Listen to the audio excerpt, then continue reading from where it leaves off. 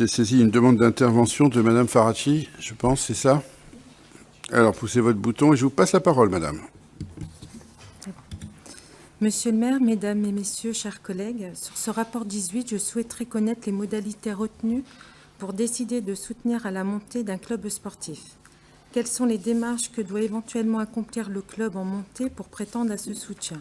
Enfin, je n'ose pas imaginer le contraire, mais ce principe, cette aide, s'applique-t-il à tous les clubs montants de la ville? J'en ai fini. Merci. Monsieur Delphos. Oui, merci Monsieur le maire. Oui, le club demande une participation de la ville pour l'aider à prendre en charge les frais de déplacement supplémentaires. Déplacements réguliers en Picardie, les déplacements de Saint-Quentin, Saint-Maximin, Ribro, Soissons, etc. J'en ai une dizaine. Et les coûts annexes de fonctionnement, frais des joueurs.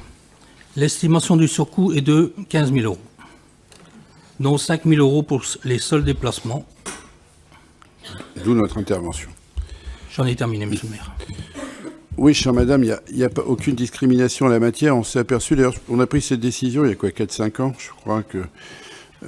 il y a une grille pour les subventions aux clubs sportifs avec un algorithme qui existe depuis très longtemps, qui proportionnalise et qui rend de manière objective d'ailleurs ces calculs, qui tient compte à la fois du niveau de classement dans la compétition sportive, du taux d'encadrement, du nombre de licenciés et en même temps de la qualification des encadrants, et on est très sensible aux politiques de formation de ces encadrants. Tout ça est un algorithme qui a été discuté avec les clubs sportifs déjà depuis plus d'une vingtaine d'années. Je crois que quand je suis arrivé, c'était une de mes volontés d'objectiver les choses, et donc chacun comme ça peut avoir une appréhension du niveau de sa subvention, et chacun sera d'accord ici, je pense, pour dire que plus on est objectif dans le calcul des subventions, mieux c'est. Néanmoins, dans la vie d'un club, il y a aussi des variations, il y a des évolutions, il y a des compétitions au terme desquelles on peut être amené à monter un peu soudainement.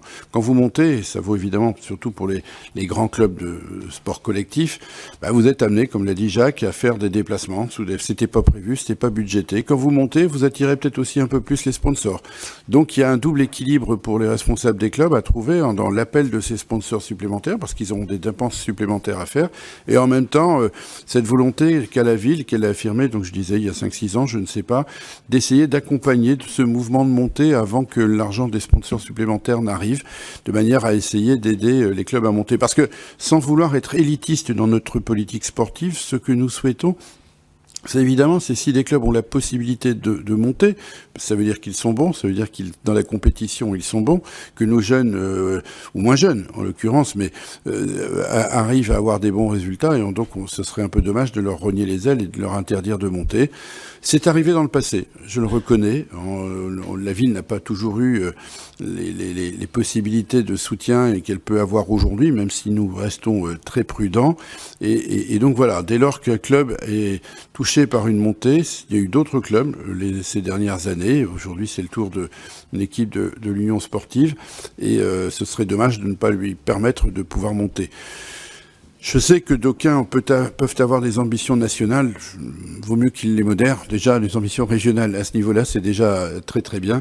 Mais en tout cas aussi, c'est si on veut féliciter les encadrants, les bénévoles, les dirigeants du club et les joueurs, bien sûr, du travail qu'ils ont pu accomplir, ce que félicite la montée, ce serait dommage de leur dire vous montez, non, nous on vous donne pas les moyens de monter, et donc on vous vote pas de soutien supplémentaire. Voilà, c'est le sens de cette subvention et de cette politique que nous menons, qui n'est pas ciblée que sur un club, mais qui vaut pour toutes celles et tous ceux qui pourraient monter. Je pense que ça va dans le bon sens et ça peut pouvoir nous réunir. Voilà. J'ai essayé avec Jacques Delphos de vous répondre explicitement, madame? Oui, non? Oui. Bon.